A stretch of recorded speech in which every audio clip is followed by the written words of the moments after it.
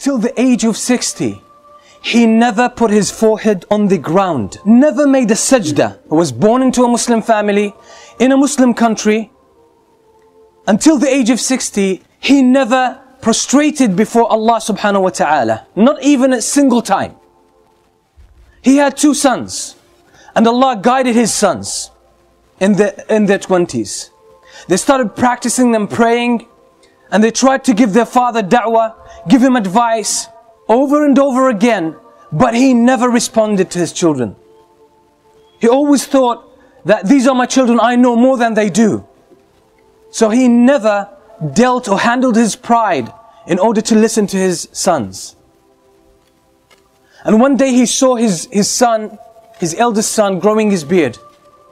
And after his son gave him advice, he said, why don't you shave this? Why don't you take it away? The son got shocked. And he just said, out of shock, in a state of shock, he said, I'm afraid you'll go to the hellfire. I'm afraid you'll go to the hellfire. He just got offended, and sometimes we mix our personal feelings with our concern for others in terms of da'wah. But subhanallah, it brought about good results. That very word shook the father. He started thinking about himself. And subhanallah, a few months later, the father sneaks into the masjid and makes his first prayer ever in the masjid, where his son leads the prayer. The son didn't know the first couple of times, but other people brought it to his attention. Understanding that his father has an issue with pride, he never spoke with his father about it. He said, it seems that he found his way, let him carry on his own. And that's exactly what he did. This man used to smoke 80 cigarettes every day. 80 cigarettes every day.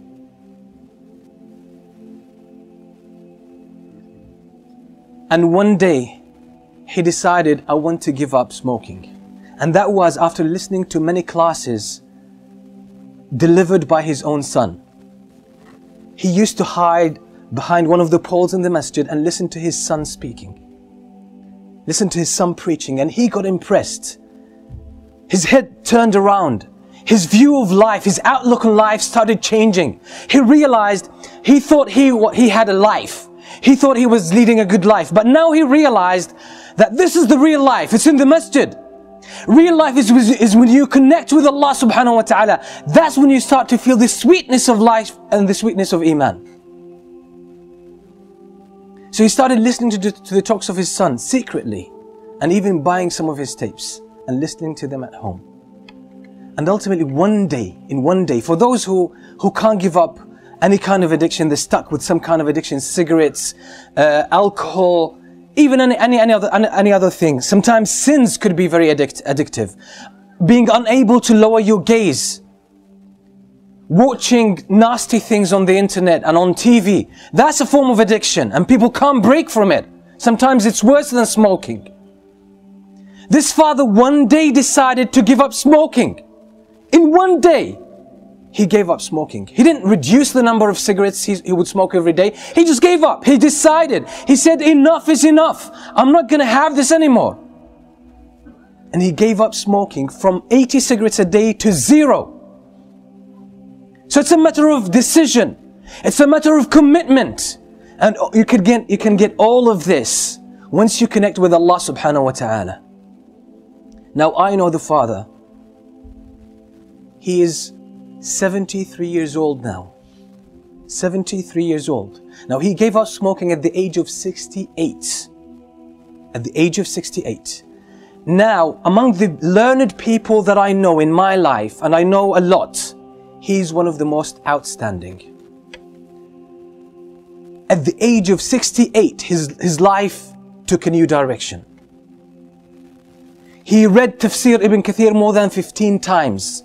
He read the Tafsir of Ibn Jarir al-Tabari, which is more than 20 volumes, more than 10 times. He read the history of Ibn Jarir al-Tabari so many times. He read the Silsila Sahiha by Shaykh al-Albani, Silsila Da'ifa, more than 30 volumes altogether. He read all of that. And when you sit with him, he talks to you about knowledge, deep knowledge. And sometimes you talk to some of our youth and they say, you know, seeking knowledge is hard. It's difficult. What about this man? How much memory has he got left at the age of 68? That now he's one of the strong students of knowledge in his own country. And when you sit with him, mashallah, you always learn something.